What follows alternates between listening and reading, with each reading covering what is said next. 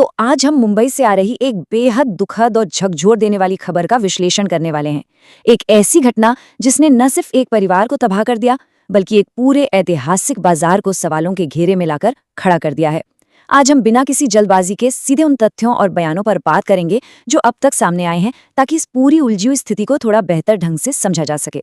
देखिए, इस पूरे मामले में सबसे दुखद सच्चाई ये है कि एक ही परिवार के 4 लोगों की जान चली गई है। सच में ये पूरी कम्युनिटी के लिए एक बहुत बड़ा सदमा है। लेकिन अक्सर होता क्या है ना कि जब ऐसी दुर्भाग्यपूर्ण घटनाएं घटती है तो अफवाहें आग की तरह फैलने लगती हैं। इसीलिए हमारा सबसे बड़ा मकसद ये समझना है कि हमें पैनिक करने के बजाय सिर्फ और सिर्फ वेरीफाइड मेडिकल फैक्ट्स का इंतजार क्यों करना चाहिए। भाग 1, मुंबई की दुखद घटना और रात का घटनाक्रम। अब देखिए, पुलिस जांच में जो सबसे पहला और सबसे अहम सुराग मिला है ना, वो कहीं बाहर से नहीं बल्कि खुद परिवार की तरफ से ही आया है। अपनी जान गंवाने से पहले अब्दुल्ला डुकाडिया ने पुलिस को जो बयान दिया था, उससे एक एकदम साफ टाइमलाइन बनती है। सबसे पहले परिवार ने रात के खाने में बिरयानी खाई, फिर रात करीब 1 बजे उन्होंने तरबूज काटकर खाया और उसके ठीक बाद वो भयानक स्थिति पैदा हुई। जाहिर है, ये टाइमलाइन इस पूरी जांच की सबसे बड़ी नींव है। घटना के तुरंत बाद क्या हुआ?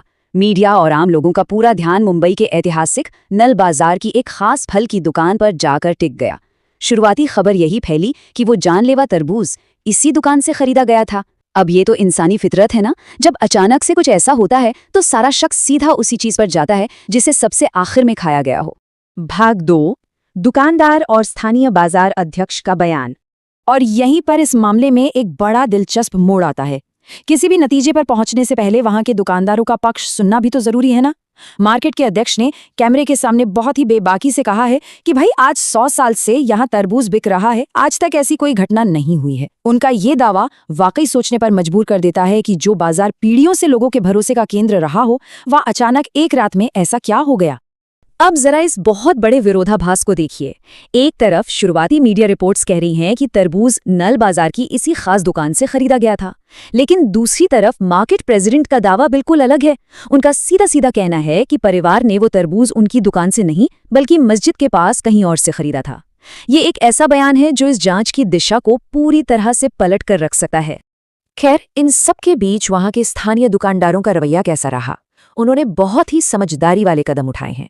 न्यूज में चल रही बातों को देखकर एहतियात के तौर पर उन्होंने तुरंत अपनी दुकानें बंद कर दी। दूसरा, तरबूज की खरीद और बिक्री के जितने भी कागजात थे, सब अधिकारियों के हवाले कर दिए। और तो और वो पुलिस की पूछताछ में पूरी तरह से सहयोग भी कर रहे हैं। इससे एक बात तो साफ है कि वो जांच से बिल्कुल नहीं भाग रहे हैं।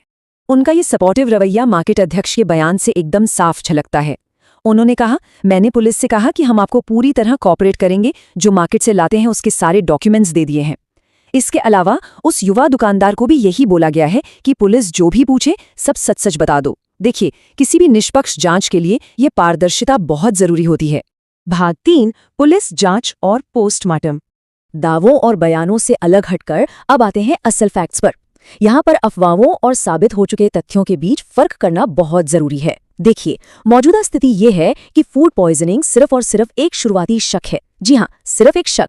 आधिकारिक तौर पर अभी तक कुछ भी साबित नहीं हुआ है, क्योंकि फाइनल पोस्टमार्टम रिपोर्ट का इंतजार अभी भी किया जा रहा है। जब तक वो मेडिकल रिपोर्ट नहीं आ जाती, कोई भी पूरे यकीन के साथ नहीं कह सकता कि असल वजह क्या थी।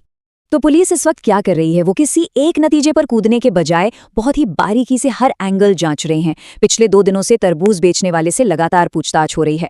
जितने भी पेपर्स जमा हुए हैं उन्हें वेरीफाई किया जा रहा है। और सबसे दिलचस्प बात, इस बात की भी साइंटिफिक जांच हो रही है कि बिरयानी और तरबूज के उस खास कॉम्बिनेशन का शरीर पर क्या रिएक्शन हो सकता है। मतलब किसी पर उंगली उठाने से पहले पुलिस पूरी सावधानी बरत रही है। लेकिन जरा सोचिए, जमीन पर इसका क्या असर हुआ है? नल बाजार, जो हमेशा ग्राहकों की चहल पहल से गुलजार रहता था, आज एकदम खामोश हो गया है। डर और लोगों की सुरक्षा को देखते हुए दुकानदारों ने खुद ही तरबूज बेचना बंद कर दिया है। बस इंतजार इस बात का है कि पुलिस वेरिफिकेशन से स्थिति पूरी तरह साफ हो जाए। ये दिखाता है कि कैसे एक